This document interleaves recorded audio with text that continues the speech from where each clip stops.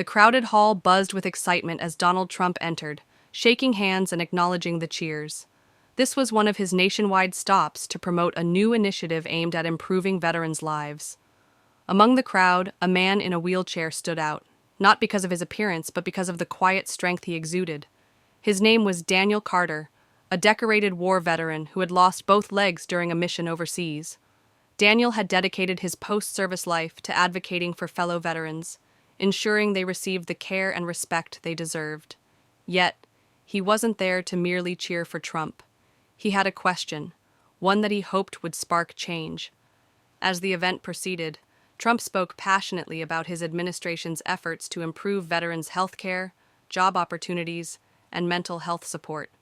He detailed new funding initiatives and programs, emphasizing the importance of giving back to those who had sacrificed so much for their country. When the floor opened for questions, Daniel raised his hand. His presence was commanding, and the room fell silent as Trump nodded toward him. "Mr. President," Daniel began, his voice steady but laced with emotion, "you speak of helping veterans, but many of us are still struggling to find housing, access to mental health services, or even a listening ear. How can we ensure your promises turn into action?" Trump paused, visibly moved by Daniel's words. "Thank you for your service, Daniel," he began, his tone softer than before. "I understand that words alone aren't enough. That's why I want to hear directly from people like you, those who've lived it, who know what's needed. Let's talk after this event. Your voice deserves to be heard, and I want to make sure we get this right." The hall erupted in applause. It wasn't just Trump's response that resonated, it was the acknowledgement of Daniel's courage in speaking up. True to his word, after the event, Trump invited Daniel to a private meeting. The two sat across from each other in a quiet room, flanked only by a few aides. Daniel recounted his journey, the camaraderie of his platoon, the fateful mission that changed his life, and the struggles he faced upon returning home. "It's not just me," Daniel explained. "So many of us feel forgotten. We need more than programs. We need a system that truly cares." Trump listened intently, taking notes and asking questions. "What's the biggest gap right now?" he asked. "Accessibility," Daniel replied without hesitation. "Many veterans don't know where to start. They get lost in the paperwork, in the bureaucracy. We need a system that doesn't just offer help, but actively brings it to us." The conversation lasted over an hour, touching on everything from homelessness among veterans to the stigma surrounding mental health. Trump promised to take Daniel's insights to heart, pledging to review existing programs and streamline processes to ensure they reached those who needed them most. When the meeting ended, Daniel felt a glimmer of hope. It wasn't just the president's words. It was the sincerity he sensed in the dialogue. Over the following months, Daniel was invited to join a task force on veterans' issues. The task force, spearheaded by Trump, included veterans, medical professionals, and policymakers. Together, they worked to identify key barriers and propose actionable solutions. One major breakthrough was the development of a new app designed to connect veterans with nearby resources. The app featured a user-friendly interface, offering everything from job postings to mental health support services. Daniel played a pivotal role in its creation, ensuring it addressed the real needs of the community. Trump personally unveiled the app at a White House event, with Daniel standing by his side. "This is just the beginning," Trump said.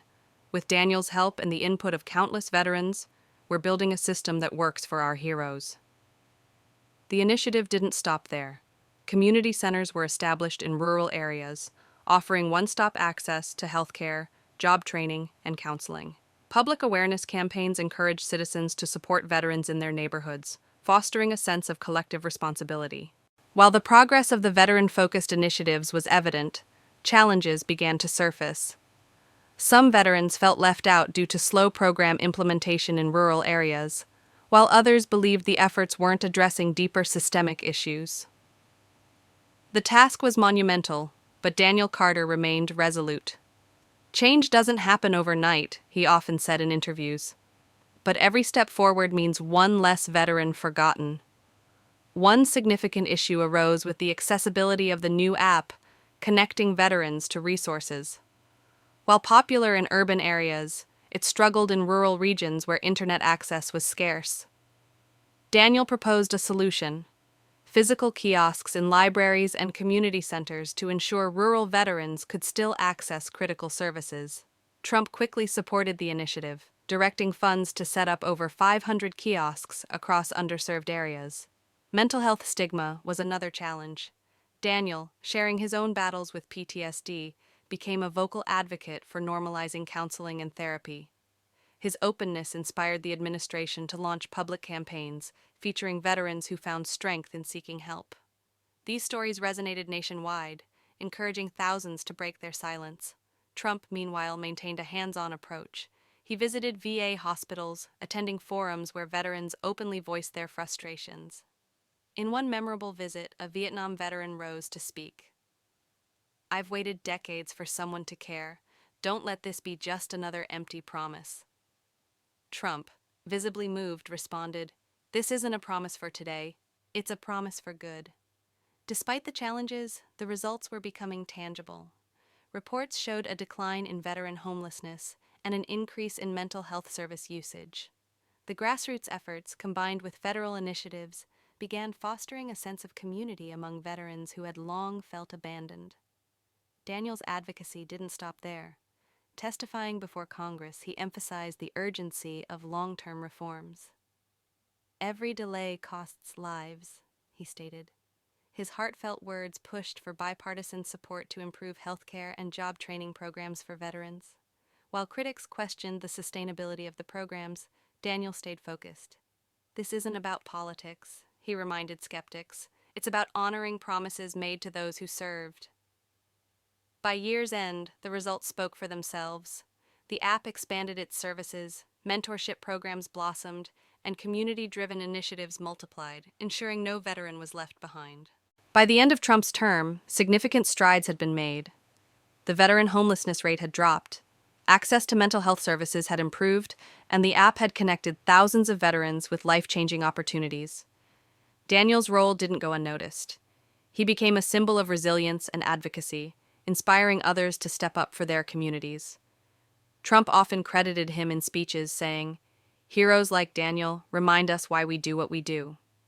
As Trump left office, he reflected on the journey. "This isn't about politics, it's about people," he said in his farewell address, "and I'm proud of what we've accomplished together." Daniel, watching from the audience, felt a sense of pride. The partnership had shown what was possible when leadership and lived experience came together. The legacy they built would continue, proving that real change starts with listening, understanding, and taking action. Like the video and subscribe for more. Thanks for watching.